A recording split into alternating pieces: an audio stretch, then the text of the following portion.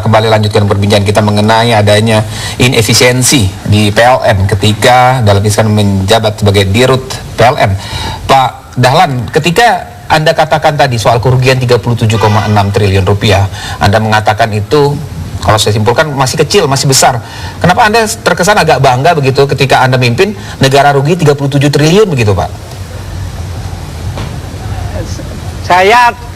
Kalau saya membaca dari temuan BPK itu, sama sekali BPK tidak menyalahkan PLN. Karena memang tidak ada yang salah yang diperbuat oleh PLN. Lah, PLN membuat negara rugi, Pak. 37 triliun rupiah. Anda tidak melihat PLN itu salah, Pak? Inefisiensi 37 triliun loh, Pak. Yang mengatakan PLN membuat negara rugi kan Anda, bukan BPK. Loh, hasil audit BPK, coba Pak Effendi Simbolon, silakan Pak Effendi. Apa hasil BPK tadi yang Anda katakan, Anda cermati di bahwa negara itu rugi 37 triliun? Nggak dengar. Oke. Nggak dengar. Pak Effendi? Ya, inilah yang memang kita ingin clear ya. Saya menghimbau sebenarnya ke Pak Dahlan yang saya hormati. Saya sangat respect loh dengan beliau. Bahkan saya di awal-awal mengatakan beliau cocok jadi capres gitu. Tapi kok kita kemudian dihebohkan dengan persoalan yang tidak substansial ya, bahwa ada tuduhan kepada siapapun, ya monggo disalurkan melalui jalurnya, lapor saja ke polsek, ke polisi. Ada yang menerima suap itu kan bisa ditelusuri, bukan kemudian dilempar ke media. Nah, terhadap apa yang kami lakukan di Komisi 7 adalah memanggil para pihak, termasuk salah satunya adalah Pak Dahlan yang mantan sebagai Dirut ketika audit itu dilakukan pemeriksaannya.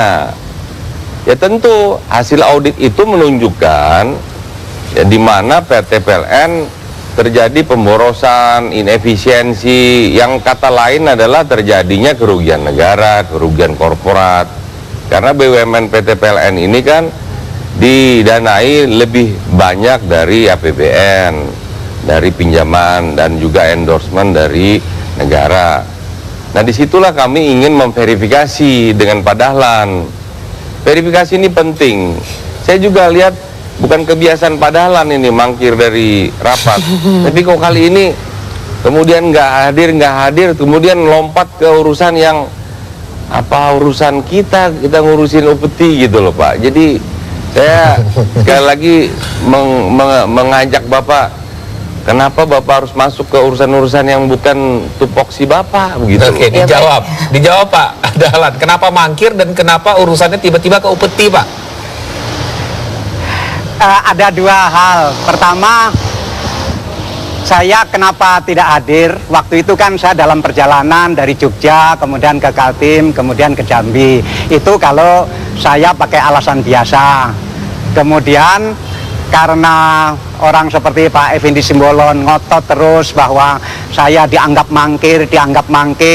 Nah, saya kan bertanya kepada yang menerima undangan, yang diundang itu siapa sih? Saya sebagai bekas menteri, sebagai bekas Dirut PLN, atau saya sebagai Menteri BUMN. Menurut teman-teman seperti Pak Effendi, saya diundang sebagai bekas Dirut PLN. Nah, ini saya sebetulnya juga agak kenapa ya mengundang saya ya? Bukankah ada Dirut PLN di situ yang bisa menjelaskan dengan sangat baik, karena Dirut PLN itu juga bekas Direktur Energi Primer. Nah, seandainya setelah bertanya kepada Dirut PLN kemudian jawabannya tidak memuaskan, nah mungkin bisa bertanya kepada menteri bidangnya. Kalau misalnya jawabannya tidak memuaskan, baru panggil saya sebagai bekas Dirut PLN. Tapi saya tidak mempersoalkan itu. Tapi memang saya betul-betul di dalam perjalanan yang saya tidak mampir Jakarta.